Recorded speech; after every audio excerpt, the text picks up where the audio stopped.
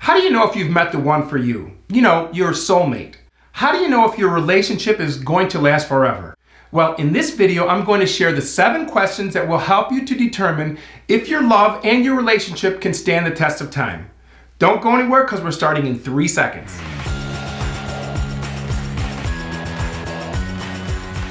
Hi everyone, I'm Dr. Antonio Borrello and I'm a psychologist and relationship coach. This channel is all about helping you build great relationships so you can grow happy with the people you love. So, if you're interested in making your love life the best part of your life, start now by clicking the subscribe button and hit the bell notification so you aren't missing anything. Okay, on to the 7 questions that will make or break your relationship. Falling in love is magical. It's euphoric and enchanting, and some say it's the best feeling in the world. And of course, you want it to last forever. But how can you tell if it will? Is there any way of predicting that your relationship is going to last? Well, if you and your partner are in agreement about these 7 questions, or call them conversations, it's much more likely that your relationship could last forever. Asking these questions will ensure that you both want the same things and will help you to know exactly what to do when things get rough. It's dangerous to assume that your partner wants exactly the same things that you do. Doing so will only cause more anxiety and stress when you find out that they want something completely different. That's why you need to be on the same page and certain about expectations, desires, and dreams in your relationship. So, without further ado, here's number 1. What's your communication style? Now, this one may seem strange. You're probably thinking that you've been with your partner for a while, so obviously you know how they like to communicate. While this may be true for some people, those that don't have a full understanding about how their partner thinks or prefers to communicate could be in for problems in the future. I can't count the number of people who have complained that their partner doesn't communicate well. And then I ask, well, what's your partner's preferred way of communicating? And I get a blank stare. That's why you need to communicate with your partner about communication. For example, does one of you need time to think things over before talking? Does one of you speak too fast and then regret it later? Knowing how your partner prefers to communicate is critical because when conflicts arise, you want to be able to keep in mind how the other talks so you don't aggravate or escalate the situation. If you don't understand how they prefer to communicate about important and emotional things or during an argument, you might do the opposite of what they need. Even if you say nothing, think about it. You're quietly thinking and processing, but your partner thinks that you're giving him the silent treatment. Remember, we are always communicating, even when we're not talking. Even the silent treatment communicates something.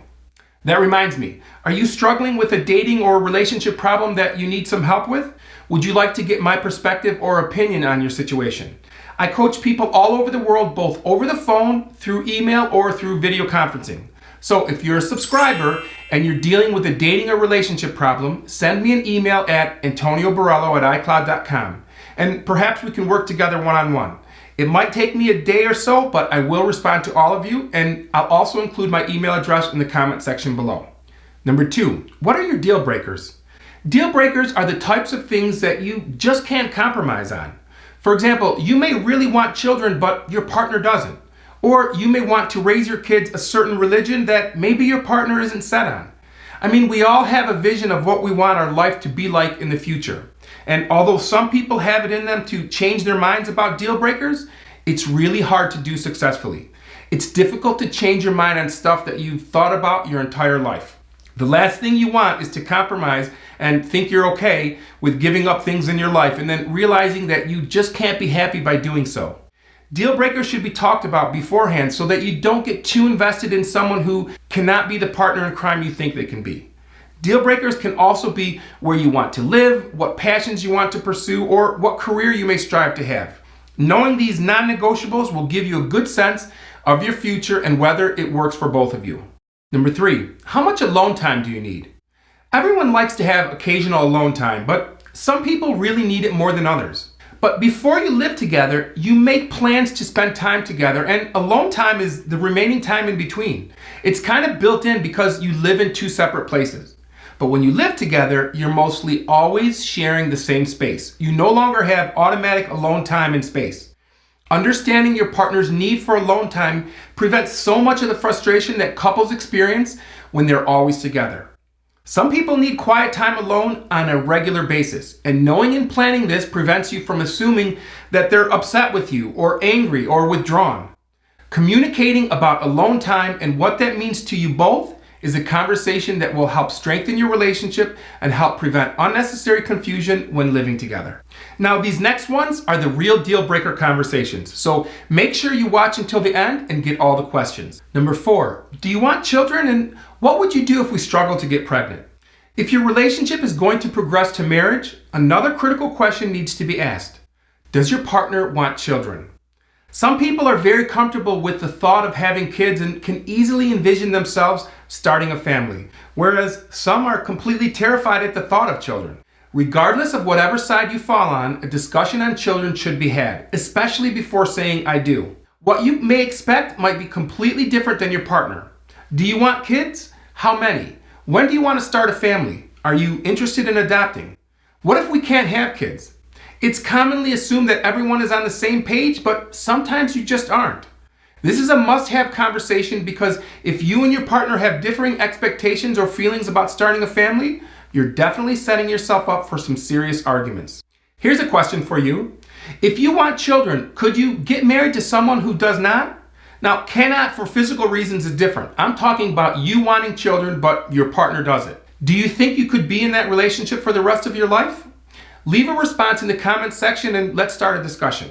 Number 5, what stresses you out the most and what can I do for you when life's a little too stressful?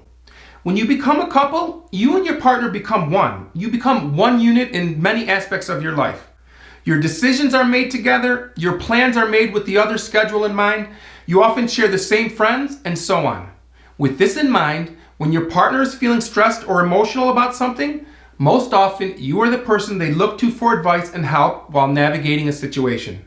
That's why it's important to know your partner's biggest triggers and the things that frustrate and stress them out the most. One thing that you should ask is how you can help your partner when they're feeling stressed or overwhelmed or emotional. I mean, some people need advice. Some people prefer space and other people need reassurance. Whatever it may be, ask your partner and be there for them to the best of your abilities during these tough situations. Establishing an understanding about what you each need will help alleviate additional stress when you're dealing with life matters. And waiting until the stress hits is too late because when a person is overwhelmed, it can be too difficult to communicate their full needs to their partner. By communicating and establishing expectations in advance, you are preparing yourselves to be there physically and emotionally for your significant other when they need you the most. Number 6, how often do you think we need to be physically intimate and how are we going to communicate it to each other if our needs change? Intimacy is very important in a relationship, and in the beginning of most relationships, couples are expressing intimacy in several ways. They express physical intimacy by being close and cuddling, emotional intimacy through frequent communication and trust, and sexual intimacy, well, sexually. But unfortunately, things can change when you've been together for some time and sex can become stagnant or routine.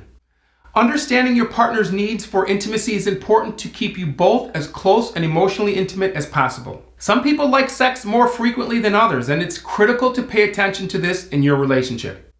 For some, being physical with their partner is a way to keep your connection close, while for others, they may look for that intimacy in other ways via quality time or frequent communication, activities with one another. Discuss what you need and what works for both of you to keep these needs met.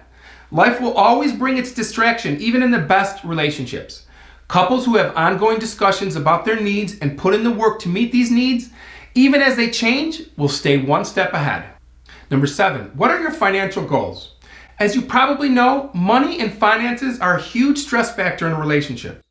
In fact, according to a study by LearnVest, 25% of millennial-age couples have even broken up solely over financial differences, even before living together and combining their checking accounts. So it's important to discuss this issue openly and honestly. Even if it feels uncomfortable, it's important to discuss finances. It's one thing to say, I want to buy a house one day, and it's another to actually start saving for a down payment. Discussing this can help relieve any current and future financial stress. So even if you don't think the two of you are ready to talk this seriously about money, it's a good way to gauge whether you're headed in the right direction. Look, there's no guaranteed way to make your relationship last forever. but you can improve your chances by having conversations focused on the questions from this video. There's nothing wrong with wanting to communicate with your partner about your needs, wants, and expectations. Having these discussions will help you both make sure your values, goals, and desires match up. But if you avoid these conversations, you could be setting your relationship up for failure, especially when it's something important like family planning and deal breakers.